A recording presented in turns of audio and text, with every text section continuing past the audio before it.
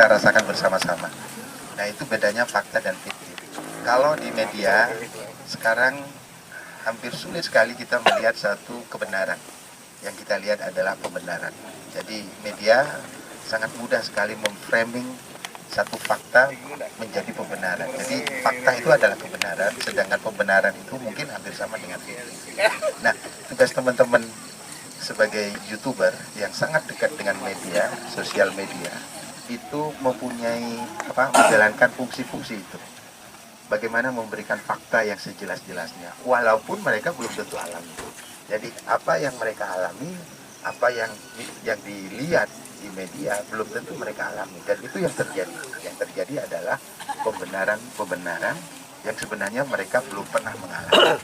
Nah, malam ini melalui Safari Kulon Progo kita mengalami peristiwa perjalanan yang sangat indah, yang penuh dengan kegembiraan, dengan sukacita, dan kita mengalami kebenaran. Kita menjalani fakta itu, dan ketika itu diceritakan akan menjadi persepsi yang berbeda-beda. Nah, tugas kita adalah bagaimana menjelaskan kepada teman-teman yang lain yang belum pernah mengalami peristiwa itu yang seperti yang kita rasakan, supaya mereka tertarik kepada kita. Biasanya sosial media itu 99% tidak benar, 1% bohong gitu.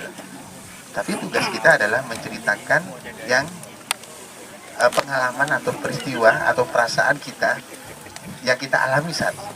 Walaupun nanti perspektif di media akan berbeda-beda. Jadi kenapa saya berbicara tentang ini? Karena kita akan mengalami satu masa yang sangat terhubung. Satu masa yang sangat terhubung melalui sosial media. Apa itu keterhubungan itu? Itu namanya interconnectivity yang kita sebut dengan hyperconnectivity. Jadi kita mengalami satu zaman di mana keterhubungan antara satu dengan yang lain itu terakses dengan cepat melalui sebuah sosial media. Jadi kita harus lebih bijaksana bagaimana mengelola informasi ini. Nah, tugas kita adalah menginformasikan sebaik-baiknya, sepositif mungkin kepada masyarakat luas apa yang kita alami hari ini, peristiwa yang kita alami hari ini juga bisa dirasakan, walaupun belum tentu sama pengalaman atau perasaan yang kita rasakan saat ini. Jadi kalau saya tanya, Bapak Ibu sudah pernah makan jagung belum? Ya, Hampir. Okay. Sudah ada yang pernah makan jagung? Hampir. Ya, kira-kira rasanya apa? Jagung. Ada enak, ada asin, ada manis ya.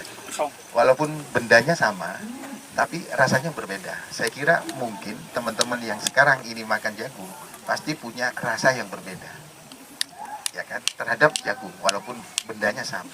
Seperti halnya kita pernah makan jeruk, minum jeruk. Pernah ada teman-teman yang pernah minum jeruk. Rasanya apa? Ada yang manis, ada yang asam, dan sebagainya. Ada yang pernah makan jeruk? Ada yang makan jeruk? Makan jeruk ada ya. Nah, itu pengalaman. Jadi kita berbicara tentang pengalaman. Saya ingin mengajak teman-teman bagaimana pengalaman itu dirasakan.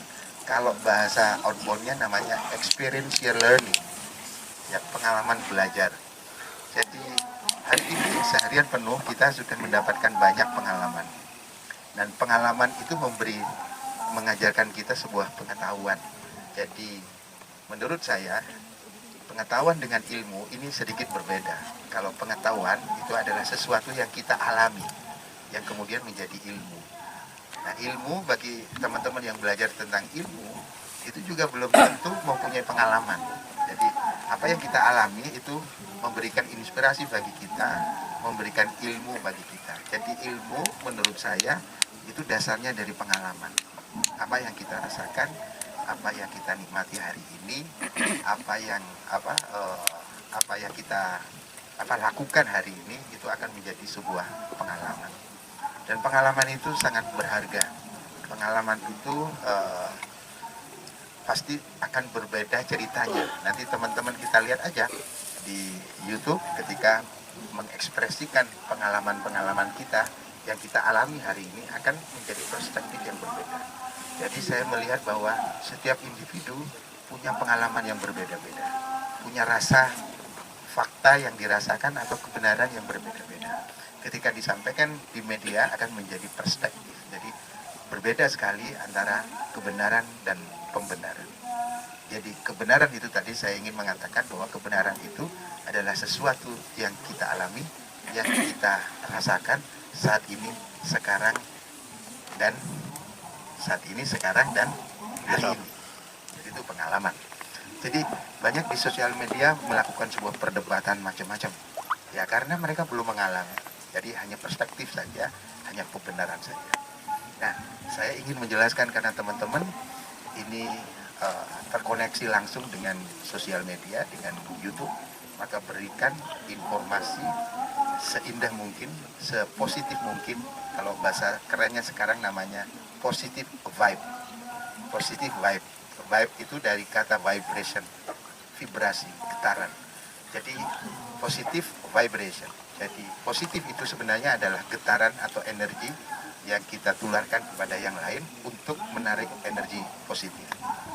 Sehingga banyak orang yang nanti melihat pengalaman dan perasaan kita yang kita ungkapkan di Kulon Progo ini, terutama di Waduk Sormo ini, akan menjadi suatu hal yang menarik untuk datang ke sini.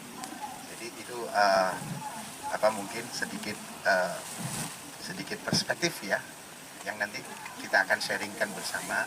Apakah apa yang saya sampaikan itu teruji atau tidak. Bahasa lainnya tentatif, eksperimentatif. Nah teman-teman, satu hal yang ingin kita sampaikan bahwa kita sedang memasuki satu abad yang kita sebut dengan abad 21. Nah ciri dari abad 21, yang pertama, yang ditempatkan pertama adalah communication. Karena memang kita mengalami satu zaman atau satu era hyper connection. Jadi komunikasi itu sangat penting sekali. Jadi hyper connectivity di masa sekarang. Jadi komunikasi ditempatkan pada ranking yang pertama. Dan itu sangat penting bagaimana kita menyampaikan sebuah informasi positif ke media yang lain. Ada satu kata yang mengatakan bahwa di zaman komunikasi ini kita tidak melakukan apa-apa juga tidak apa-apa. Artinya era connectivity itu tidak mengharuskan kita bekerja keras. Makanya teman-teman YouTuber, teman-teman yang dekat sekali dengan sosial media, dia tiba-tiba kaya, dia banyak uang. Dan padahal mereka tidak kerja keras seperti 30 tahun yang lalu atau 20 tahun yang lalu. Karena apa? Karena mereka diuntungkan oleh sebuah media, tidak melakukan apa-apa juga tidak apa-apa. Dan kita lihat kalau di dalam bahasa pemasaran ada canvassing, ada selling. Dulu sebelum ada media kita mempengaruhi atau mengajak konsumer kita itu dengan cara kerja keras. Tapi sekarang kita bisa jualan keliling atau door to door atau face to face dan lain sebagainya. Tapi sekarang kita bisa di rumah atau di camper van, kemudian kita live YouTube atau live TikTok, itu bisa berjualan. Dan yang menguasai teknologi itu, yang menguasai budaya komunikasi itu, mereka yang menang. Jadi itu juga ada pergeseran. Kalau dulu ada marketplace, tapi sekarang yang laku itu namanya live TikTok, yang live. Dan mereka yang punya skill komunikasi yang bagus, mereka yang memenangkan, yang bisa memanfaatkan media teknologi. Itu yang pertama. Kemudian yang kedua, inovatif dan kreatif. Jadi kreatif, inovatif. Seperti apa yang kita lakukan, kita sekarang rekreasi. Jadi rekreasi itu dari kata recreation. Jadi kita mengkreasi ulang. Nah harapannya setelah kita rekreasi, ada inspirasi yang masuk di dalam pikiran-pikiran kita, supaya kita bisa menjadi kreatif